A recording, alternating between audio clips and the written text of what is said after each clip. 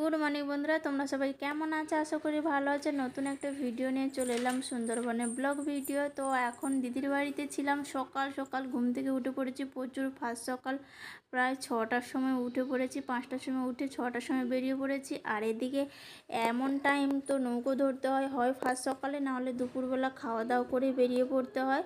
তো সকাল সকাল উঠে একটু নাস্তা করে, তো ভাত রান্না করে দিয়েছিল দিদি, নাস্তা করে বেরিয়ে পড়েছে। এই যে দেখুন নৌকায় উঠে পড়েছে আমার মেয়ে, দেখতেই পাচ্ছ মুখটুক চোখটুক ফুলে রয়েছে। অনেক সকাল সকাল ঘুম থেকে যেহেতু উঠে এসেছি। আর নদীতে দেখুন পুরো ভাটা, জল অনেকটাই কমে গেছে। এই যে দেখুন ঘাটে পুরো কাদু হয়ে গেছে ঘাট।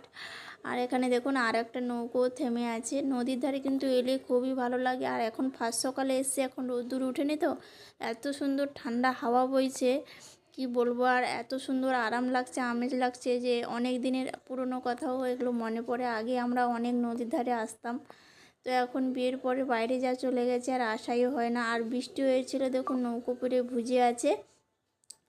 বাবার বাড়িতে চলে এসেছি, এসে পরের দিন এই যে দেখুন পিঠে হয়েছে।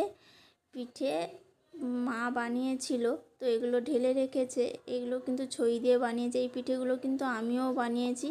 মা ছই আর খোলা করে দিয়েছিল, আর পিঠেগুলো কিন্তু আমি মুড়ে বানিয়েছি। এগুলো হয়ে গেছে, আর বাকিগুলো হচ্ছে। এই যে দেখুন হাঁড়ির মধ্যে এগুলো ভাপে দিয়ে বানাতে হয়। তো এই পিঠেগুলোকে আমরা আমাদের গ্রামীণ ভাষায় ছই পিঠে বলি, অনেকেই পুর পিঠা বলে এগুলোকে। খেতে কিন্তু খুবই ভালো লাগে। এগুলো একটু মটর দিয়েও বানানো যায়। এগুলো ছই দিয়ে বানিয়েছে বাবার বাড়িতে। তারপরে যে দেখুন সন্ধ্যার সময়, এখন সন্ধ্যাই হয়নি, এই ছাতু, খড়ের মধ্যে হয় এই ছাতু। কারা কারা খেয়েছো অবশ্যই কমেন্ট করে জানিও। এটা খেলে আর কোনোদিন মাছ মাংসর কথায় তোমরা মনেই করবে না, সব ভুলে যাবে। এই জিনিসটা এমন একটা জিনিস, এটা কিন্তু ফুটেনি, এখন ফুটতে বাকি রয়েছে, তাও তুলে নিয়ে চলে এসেছে। কারণ বাবাদের এই খড় ছাতুগুলো, খড়ের যে গাদাটা রয়েছে রাস্তার ধারে, এগুলো কিন্তু ফুটতে দেয় না। রাত্রিবেলা কেউ না কেউ এসে তুলে নিয়ে চলে যায়। এত টেস্টি জিনিস তো কেউ আর দেখেই লোভ সামলাতে পারে না, নিয়ে চলে যায়।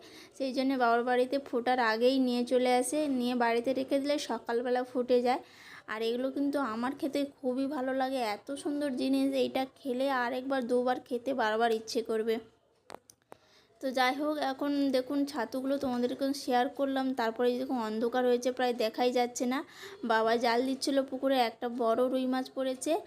আর এই যে ছোট ছোট তেলেপাকই হয়েছে। এখন বর্ষার সময় প্রচুর ছোট ছোট বাচ্চা হচ্ছে, তেলেপাকইর বাচ্চা, ওগুলোও নিয়ে নিয়েছে। আর এই রুই মাছটা দেখুন বড়, একদমই সাইজের রুই, চকচক করছে, পুকুরের একদম জ্যান্ত রুই।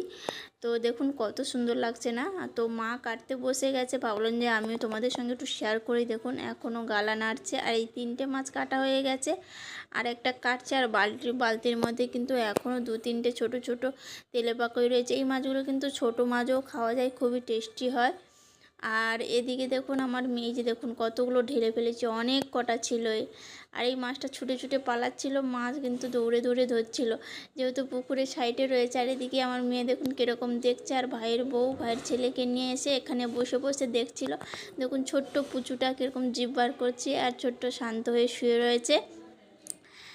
পরের দিন দেখুন সকালবেলা প্রচুর বৃষ্টি হয়েছে, বাবা ভিজে ভিজে কাজ করছিল, আর ভাইয়ের বউ এখানে দাঁড়িয়ে রয়েছে, বসে রয়েছে বাইরে। আর আমার মেয়ে এটা ফাটিয়ে দিয়েছিল, একটু ফুলিয়ে দিচ্ছিল আমার ভাইয়ের বউ। আর দেখুন পুরো কাদু কাদু জল হয়ে গেছে, প্রচুর বৃষ্টি হয়েছে সারা রাত। আর এদিকে বাইরে থেকে লোক এসেছিলো এই নারকেল গাছগুলো বাবাদের, তো ডাব পাড়তে এসেছিলো, তো পেরেই ওরা নিয়ে চলে যাবে। তো আমি বলছিলাম যে আমার মেয়ের জন্য দুটো দিয়ে যাও, তো ওরা এমন তো পেরে নিয়ে চলে যায়, দিতে চায় না।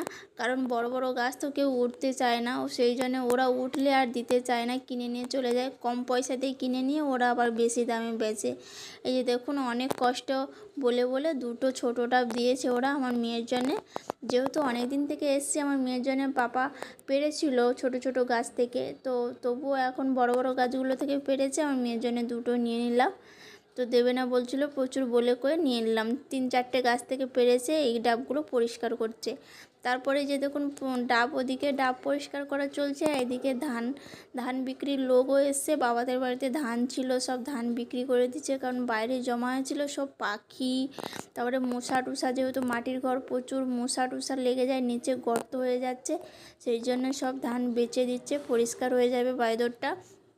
আর এই যে পাপা দেখুন ধান মাপছে, এই যে লোকটা ওই ধান কিনতে এসছে। তারপরে এদিকে মা মানে সবজি বসিয়েছে আর এদিকে ভাত বসিয়েছে। এদিকে পাপা নিয়ে এসেছিল হচ্ছে মাছ, নদীর মাছ, ফেরসে মাছ। ওই মাছগুলো কিছু রেখেছে নুন হলুদ মাখিয়ে, আর কিছু রান্না করছে। আর এদিকে রান্না হয়ে গেছে। আম কেটেছে বলে আমার মেয়ে দেখুন আমের কাছে দাঁড়িয়ে রয়েছে আর ভাইয়ের টাওয়ালটা মাথায় নিয়ে। আর আমার মেয়ে আম খেতে খুবই পছন্দ করে, সেই জন্য আম দেখলেই দাঁড়িয়ে থাকে। আর দিকে দিকে বড় মাছের ঝাল করেছে, আর আর হচ্ছে তেলেপা কইর চচ্চড়ি করেছে। তো এইটা দেখুন কত সুন্দর একদম ঝাল ঝাল করেছে। আর এদিকে আরও রান্নার সাথে তরকারি রয়েছে, ওটাও নিয়ে আসেনি। এই যে দেখুন কেটলির মধ্যে দুধ বসিয়েছিল, একদম সর পড়ে লাল হয়ে গেছে। আমার মেয়ে দেখুন খেতে পাচ্ছিল না আমের আঁটিটা, ওটা ধরে নিয়ে খেতে লেগে যাচ্ছে। দুটো হাতে আম ধরে খাবে, তো বড় আঁটি তাও খেতে পারবে না, তাও খাবে। এখনকার মতো ব্লগটা এখানে এন্ড করছি। দেখা হচ্ছে নতুন কোনো ভিডিওর সঙ্গে। বা